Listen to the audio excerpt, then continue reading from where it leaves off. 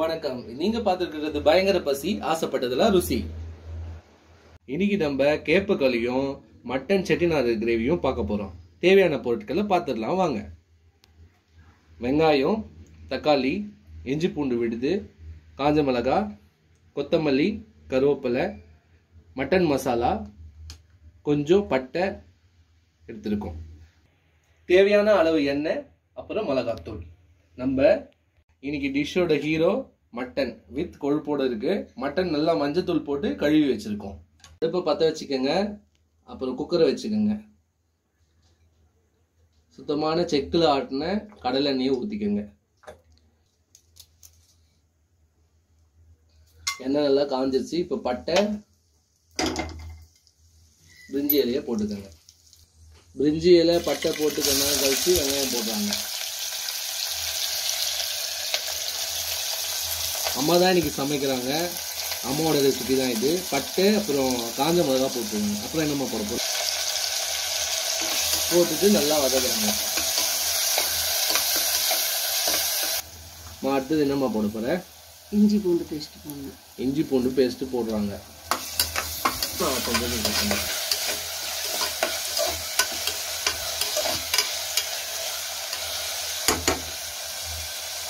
அடுத்து என்னம்மா போட போற? தக்காளி. தக்காளி ஒரு 4 தக்காளி போடுறேம்மா. கிரேவி வரணும். கிரேவியாக இருக்கணும்னா 4 தக்காளி போடுறோம். நம்ம இதில் வந்து மசாலாலாம் அரைச்சி போடலை.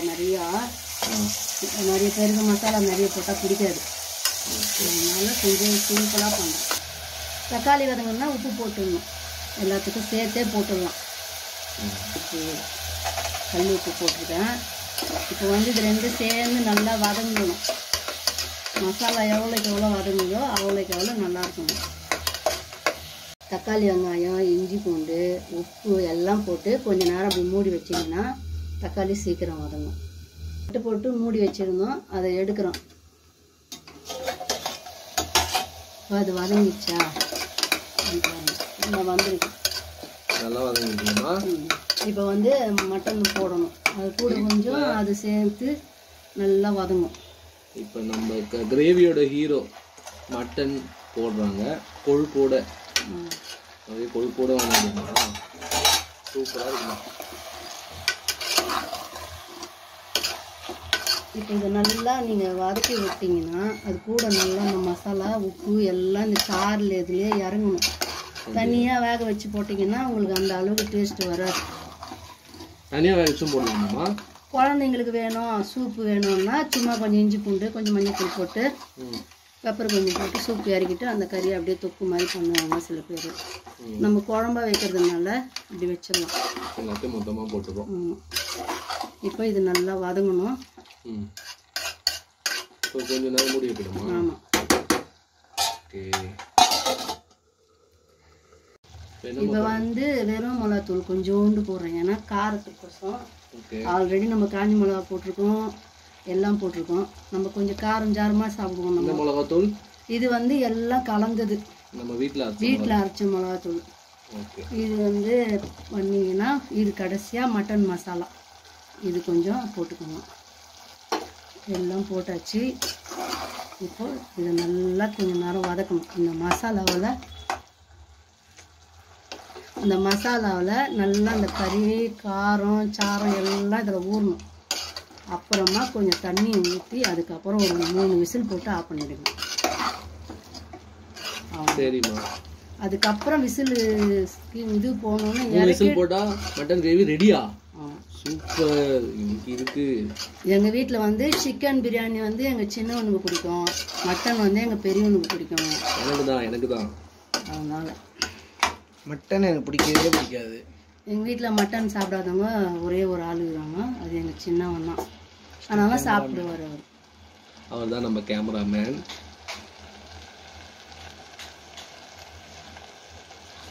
பண்ண போகிறோம். நம்ம எல்லாம் போட்டோம். கறி நல்லா வதங்கிடுச்சு. இப்போ கொஞ்சம் லைட்டாக சுடு தண்ணி ஊற்றுனீங்கன்னா சீக்கிரம் கறி வெந்துடும். உங்களை 3 விசில் வைக்க சொன்னோன்னா அதுக்கு இது கரெக்டாக இருக்கும். ஒரு டம்ளர் இருக்கும்ல தண்ணி? 1 டம்ளர் தண்ணி. நிறைய ஊற்றுவோன்னா உங்களுக்கு குழம்பு தேங்காய் வேணும்னா தேங்காய் அரைச்சி ஊற்றிக்கணும். நம்ம தேங்காய் போட போகிறோமா இல்லையாம்மா? நம்ம தேங்காய் போட போகிறதில்ல, ஏன்னா நைட் ஆயிடுச்சு. அதனால பிள்ளைங்களுக்கு தேங்காய் கொடுத்தா நெஞ்சு மேலே இருக்கும். அதனால தேங்காய் போடாமல் மட்டன் குழம்பு செய்யணும். நீங்கள் சீக்கிரமாக செய்யறதுக்கு இது உங்களுக்கு இது பண்ணியிருக்கேன். உங்களுக்கு எல்லாம் அரைச்சி ஊற்றி நிறைய போடணுன்னா போட்டு செய்யுங்க. இப்போ மூட போகிறேன், பார்த்துக்கோங்க. மூடி எத்தனை விசில்மா? 3 விசில் வரணும். ஓகே.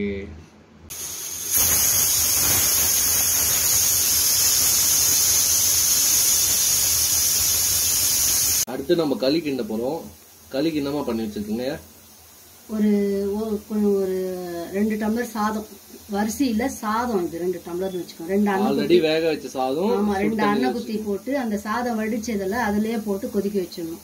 3 பேர் சாப்பிடலாம், 4 பேர் சாப்பிடலாம். ஒரு 4 உருண்டை களி மாதிரி இந்த அளவுக்கு ஒரு கப் அளவுக்கு கேவுரு மாவு எடுத்துக்கணும்.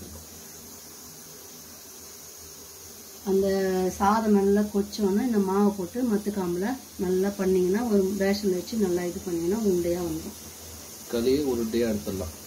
ஓகே. சாதம் கொச்சிச்சு இப்போ மாவு போட போகிறோம். பார்த்துக்கோங்க, கை விடாத கிண்டணும், இல்லைன்னா கட்டி கட்டியாக ஆகிடும். மாவு கொஞ்சம் கொஞ்சமாக போடணும். ஓகே. அப்படியே போட்டு கிண்டினே இருங்க. உங்களுக்கு கரெக்டாக வந்துடுச்சுன்னா மாவை நிறுத்திக்கோங்க, இல்லை தனியாக இருக்குதுன்னா கொஞ்சம் மாவு போட்டுக்கோங்க. அதுலேயே வெந்துடுமாமா? அதுலேயே வெந்துடும்.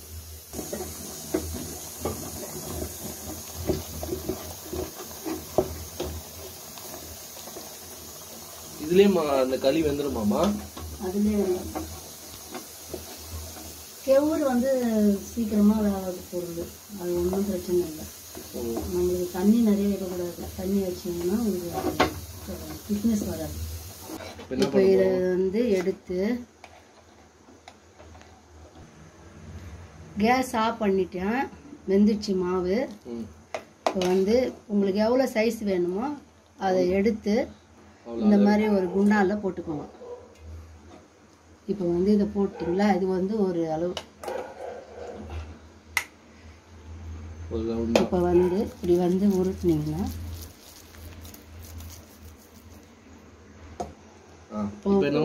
ஒரு உண்டை அளவுக்கு இது கொஞ்சம் போட்டுமா, இதை இப்படி நல்லா இது பண்ணி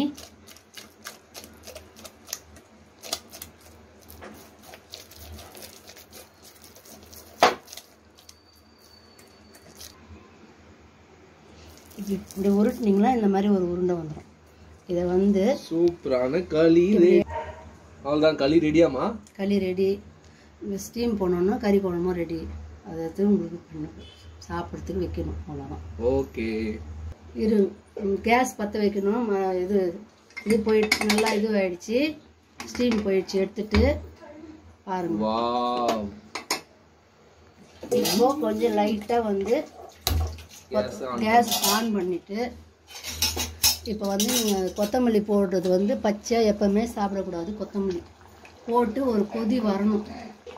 அது நம்மளுக்கு ஏன்னா இப்போல்லாம் மருந்து போட்டு வர்றதுனால அந்த பச்சை அந்த பச்சை இது போயிடணும்.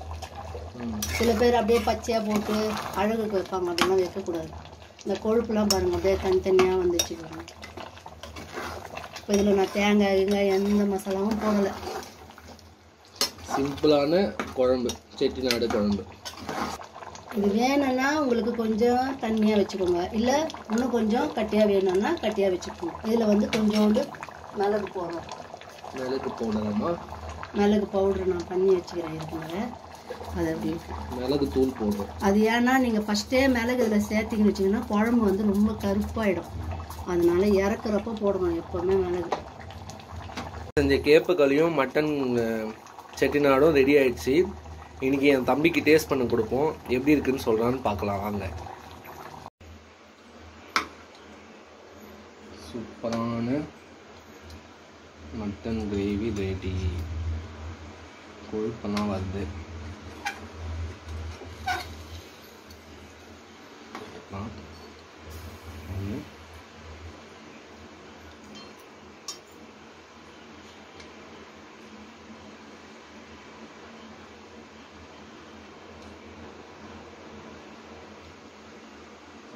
இன்னைக்கு நம்ம டேஸ்டிங்காக என் பிரதர்கிட்டையும் என் டாட்டர்கிட்டையும் கொடுக்க போகிறோம்.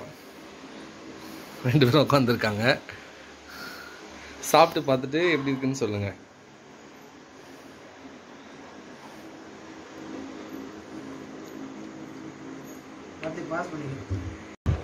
டேஸ்ட் பண்ணி சொல்கிறா எப்படி இருக்குன்னு.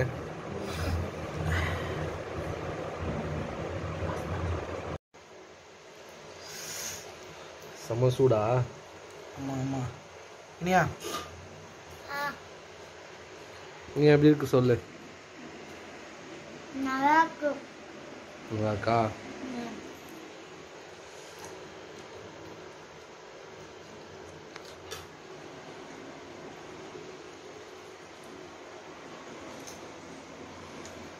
எப்படிதான் இருக்கு? கொல்லா மாஸ்டர் இல்லையா, கொழுப்பு இறங்கும் போது வேற லெவலில் இருக்கா?